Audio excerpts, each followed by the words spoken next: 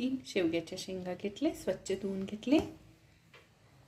एक कडेचं निम्म कट करायचं, हे पहा निम्म कट करायचं आणि असं ओढायचं, हे शीर निघतात. मग आता शीर निघलेलं आहे ना, ते असं थोडंसं प्रेस करायचं, निम्म कट करायचं, निम्म फक्त आणि असं करायचं. इकडचं शीर निघतं, हे पहा सगळं शीर निघतं. आता हे शीर असं काढून घ्यायचं. आता शीर निघालेलं आहे ना, ते थोडंसं असं प्रेस करायचं आणि हे पहा